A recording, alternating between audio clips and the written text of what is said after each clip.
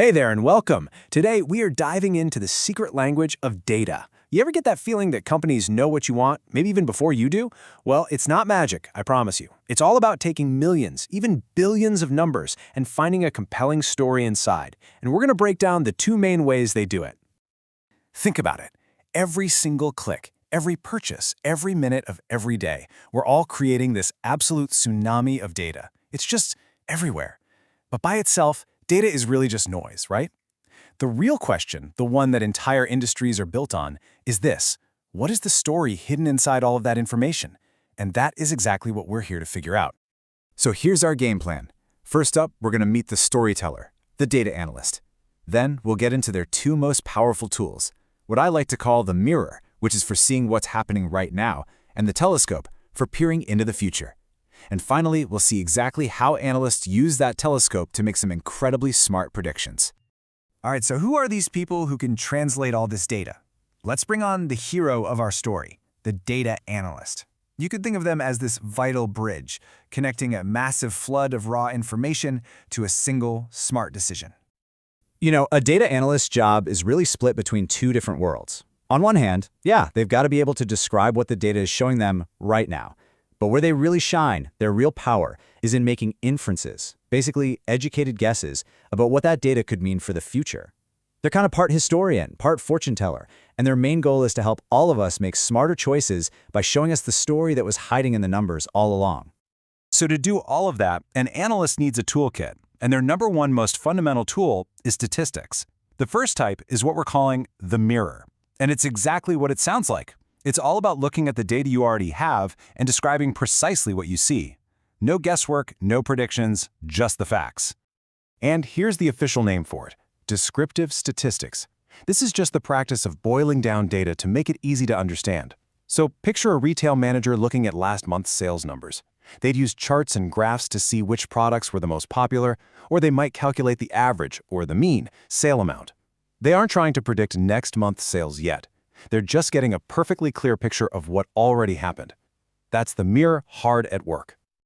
Okay, but looking at the past is really only half the story, isn't it? What if you want to predict the future? Or what if you need to understand a group that's so massive, like, say, all the voters in a country, that you could never possibly talk to every single one of them?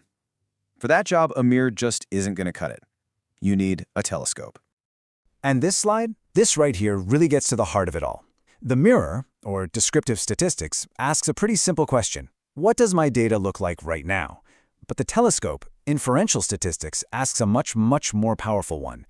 What can this small slice of data tell me about the huge, unseen world out there? It's really the difference between reporting today's news and forecasting tomorrow's weather.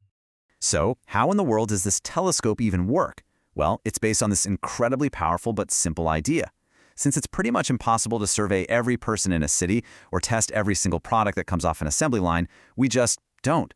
Instead, we take a small, manageable sample, and by studying that small group very carefully, we can make a surprisingly accurate inference about the entire population. Let's just lock in that term really quick. The population is everyone or everything you're interested in studying. It's the whole shebang.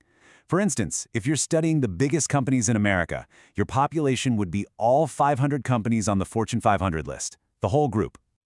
And the sample, of course, is that much smaller group that you actually get your hands on and study. So instead of trying to interview all 500 CEOs from our last example, you might choose a random, representative sample of just 50. The insights you get from those 50 are then used to make an educated guess about all 500. Pretty clever, right? So now that we have our sample, what kind of guesses can we actually make with it? Okay, so when an analyst is looking through this telescope, what are they actually looking for? What kind of predictions are they making? Well, it usually boils down to two main things: making very specific estimations and testing out claims to see if they're true.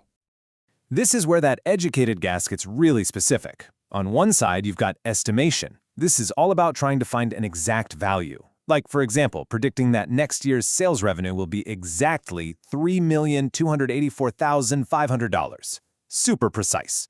But on the other side, you have hypothesis testing. This isn't about finding a number at all. It's about being a mythbuster. You take a claim, like this new marketing campaign will increase sales, and you test it to see if it's true or false.